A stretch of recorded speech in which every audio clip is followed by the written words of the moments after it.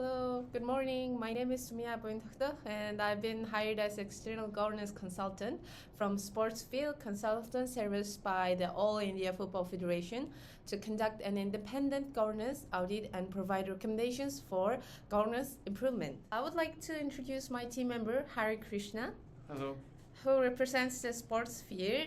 We've been working on this project together. External consultant, we maintain complete independence from the organization and provide objective analysis and advice based on established governance frameworks and international standards. Today, we will be presenting the findings of the comprehensive governance audit of the All India Football Federation. All India Football Federation was established in 1937 and is headquartered at Football House in New Delhi, India. It is registered under the Societies Registration Act of 1860 and represents 33 state football associations across India. The All India Football Federation has been affiliated with FIFA since 1948 and is also the member of Asian Football Confederation. The All India Football Federation occupies a critical position in India's sports governance architecture as the national governing body for football. It serves as the primary point of interface between three important levels. Firstly, the international level, where it represents Indian football to FIFA and Asian Football Confederation in global competitions and also in international decision making. Second, the domestic level, where it coordinates with state football associations, clubs, and grassroots football developments across all India's 33 states and union territories. And third, the government level, where it receives grants and guidance under the National Sports Code 2011. The organization structure of All India Football Federation follows a hierarchical model with the general body serving as the supreme legislative authority, the executive committee functioning as the executive decision-making body, and specialized committees handling technical matters like competitions, refereeing, and judicial issues. The All India Football Federation operates as an autonomous national sports federation but maintains important relationships with the government. The organization is officially recognized as the National Sports Federation for Football by Ministry of Youth Affairs and Sports and receives grants and institutional support through Sports Authority of India. Now, let's talk about how we did this assessment. The model we choose is called BIPGIS. It's short for Basic Indicators for Better Governance in International Sport. This model was developed in 2013 by Professor Chaplet and Merconic. It is really comprehensive framework designed specifically for sports organizations like the AIFF. It uses 7 core governance dimensions. Think of these as big categories and then breaks those down into 63 specific indicators. Each indicators get a score from 0 to 4. All those scores add up to a maximum of 252 points. This quantitative approach is fantastic because it gives us objective data we can use for assessment and, crucially, for benchmarking against the other federations around the world. You can see the scoring scale here, ranging from poor governance at the bottom end all the way up to excellent governance. The whole point of this assessment was pretty clear. An objective look at All India Football Federation's governance frameworks, how they stack up internationally, and then, of course, to give them prioritized roadmap to improvement. As your independent consultant, my methodology is all about unbiased findings based purely on documentary evidence and established benchmarks. For our data collection, we conducted a comprehensive document review including the AIFF Constitution and bylaws from the 2022 amendment version, annual reports and activity reports from 2020 through 2023, financial statements and audit reports were publicly available, analysis of website content for transparency assessment, right to information response and documents, election documentations and electoral procedures, executive committee and general assembly meeting materials, and policy documents covering anti-doping ethics, safeguarding, and other areas. We also analyzed media and public records, including Supreme Court of India's judgments and orders from the 2022 governance case. FIFA correspondence, governance communications, news media's reporting on AIFF governance, and academic and expert analysis of India's sport governance additionally. We conducted comparative analysis against FIFA governance standards and the best practices, reviewed the National Sports Federation governance structures, conducted international benchmarking against similar organizations, and examined historical governance documentation to understand the organization's evolution. It is important to note that as per assignment guidelines, we did not conduct any interviews with stakeholders. The assessment is based entirely on publicly available information. The BIPGIS methodology involves systematically scoring 63 detailed indicators from 0 to 4 based on evidences, aggregating these scores across 7 governance dimensions to calculate an overall score that is analyzed for patterns, benchmarked internationally, and linked to concrete examples of governance strength and weaknesses. The All India Football Federation currently scores 163 out of 252 in governance, which is 65%, placing in the moderate governance category. This means AIFF has made important governance strides, staying above the weak governance mark of 55%. However, it still needs significant improvements to reach the good governance level, which starts from 71%, and align fully with international best practices. In short, All India Football Federation has a solid foundation but must continue advancing to meet top governance standards. Now let me walk you through the dimension by dimension assessment results starting from dimension 1. AIFF scores moderately on organizational transparency, scoring 22 out of 36, that is 61.1%. Sharing core information like its constitution, structure, context, and vision, but still needs to publish clear strategic plans, committee details, and regular meeting informations so stakeholders can fully understand how it operates. In Dimension 2, AIFF's reporting transparency, it is weakest area, scoring 18 out of 36, that is 50%. With limited financial disclosure, absent external audits, and inadequate detail on revenue and expenses, significantly restricting stakeholders' accountability and requiring urgent improvement to meet international governance standards. In Dimension 3, AIFF's stakeholders' representation is moderately strong, scoring 25 out of 36, that is 66.7%. With regional and some gender diversity, including a recently established Athletes Commission, through border inclusion and full implementation of reforms remain ongoing challenges. In Dimension 4, we see the democratic process in AIFF scored 26 out of 36, that is 72.2%, where the recent developments indicate the AIFF's governance is evolving towards greater democracy. With reforms like court-approved constitutional changes, recent elections under judicial oversight, and ongoing efforts to enhance transparency and stakeholders' participation. So in Dimension 5, when you see that AIFF's control mechanism are moderately effective, scoring 20 out of 36, that is 56.6%, with strengths like external audits and disciplinary procedures, but their ethics committee lacks independence and transparency, highlighting a critical need for clearer, stronger complaint and investigation process. In Dimension 6, AIFF leads in sports integrity, scoring 28 out of 36, that is 77.8%, with strong anti-doping and anti-corruption programs, rigorous background checks, safeguarding policies, proactive match-fixing preventions, through minor improvements are needed in updating policies, training, and whistleblower protections.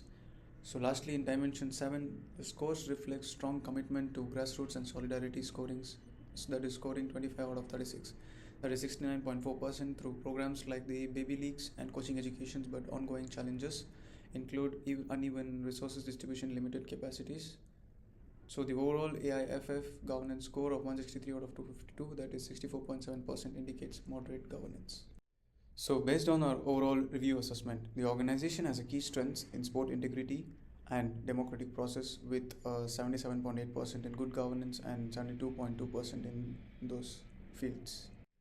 Now, let's talk about some things All India Football Federation is doing really well. These aren't just good practices, they are excellent examples of good governance in action. First, anti-doping excellence, falling under sports integrity. This clearly demonstrates integrity and fairness. All India Football Federation has a really comprehensive anti-doping program, working hand in hand with the National Anti-Doping Agency.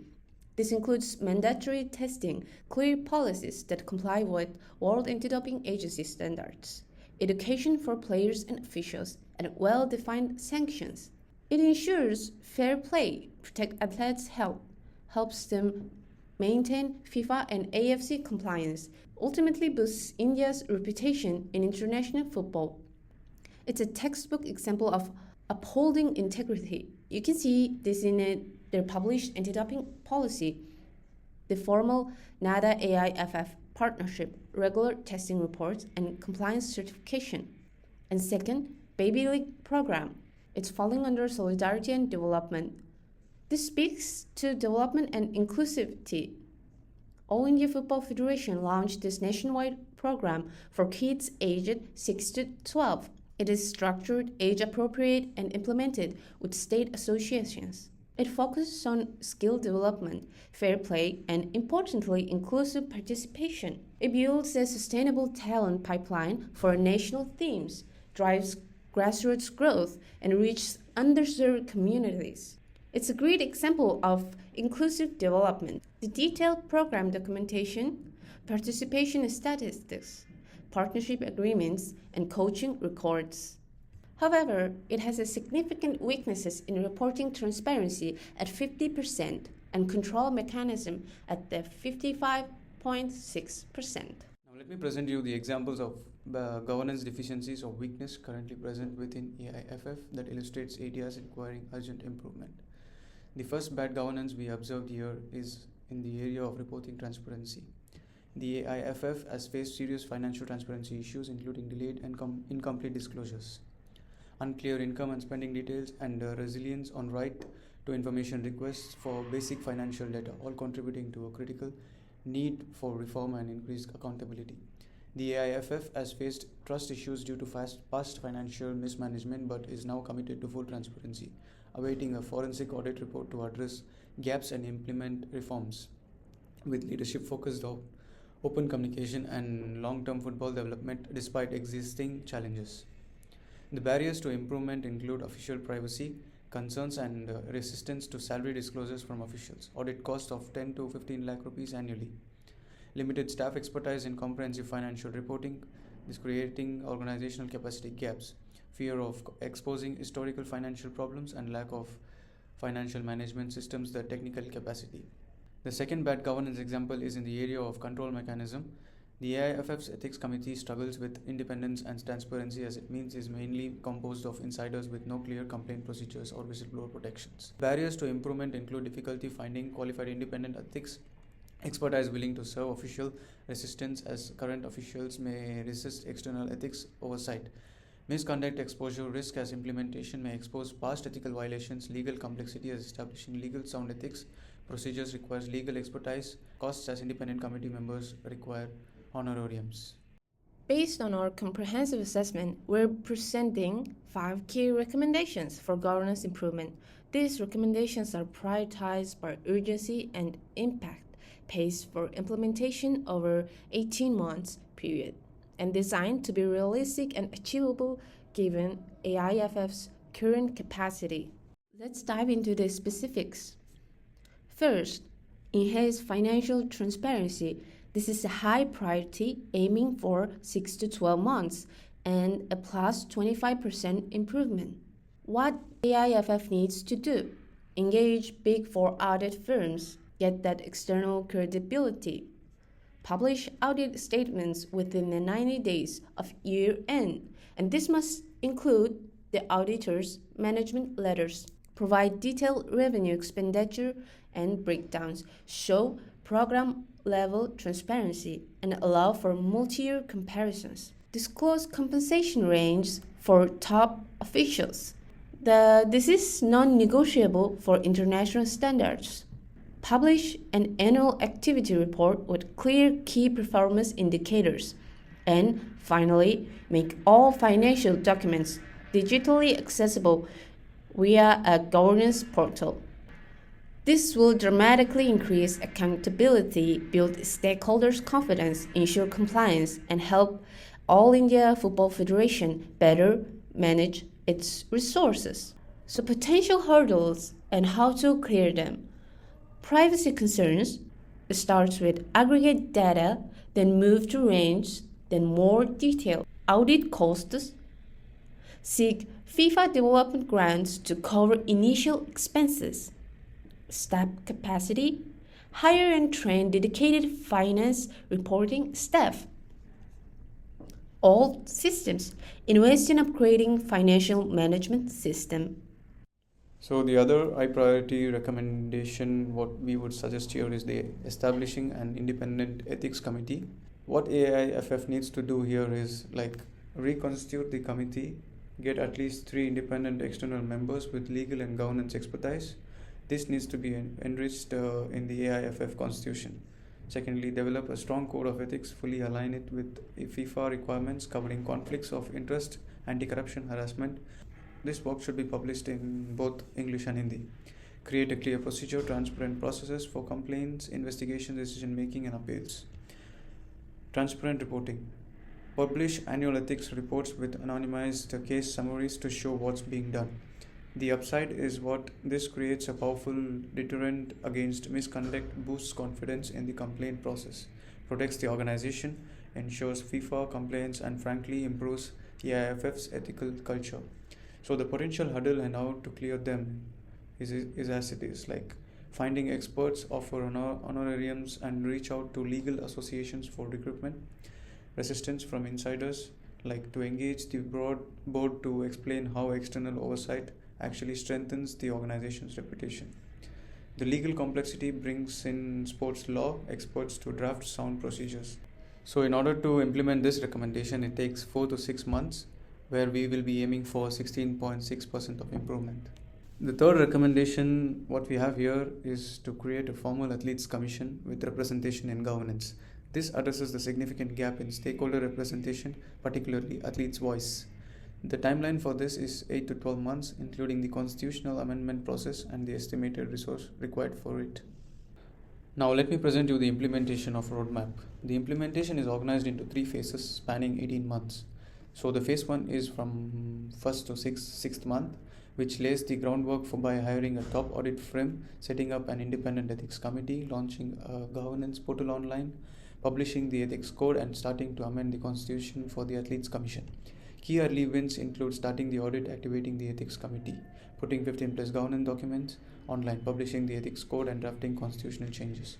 In phase 2, that is from month 7 to 12th month, move to active implementation by implementing and publishing audited financials, handling ethics cases, forming the athletes commission, electing 2 athletes member to the executive committee, and running training workshops for state associations. So the expected results include transparent finances, a functioning ethics committee, and a working athlete commission with athletes' voices. In phase 3, that is from the 13th month to the 18th month, which focuses on consolidation by completing capacity building at state level, reviewing all forms, midterm refining processes from lessons learned, assessing governance improvements, and also planning year 2 enhancements. This goal is visible progress in state associations, smoother governance, positive midterm assessment outcomes, and clear plan for ongoing improvements. So as per the implementation roadmap of 18 months, we also have a critical success factors which mainly sees leadership commitment, stakeholders engagement, resource allocation, external support, monitoring, and accountability. All these 5 success factors are really important for this particular 18 months and public reporting of progress. The AIFF currently operates at a moderate governance level, scoring 163. They are doing well in sport integrity and democratic processes, but as we have seen, there are significant critical weaknesses in financial reporting process and control mechanisms. So after the implementation of 18 months show, we can expect gradual improvement towards good governance. Thank you, Harry. Let me conclude all. So our final and urgent recommendations is this. All India Football Federation must immediately prioritize enhancing financial transparency and establishing an independent ethics committee.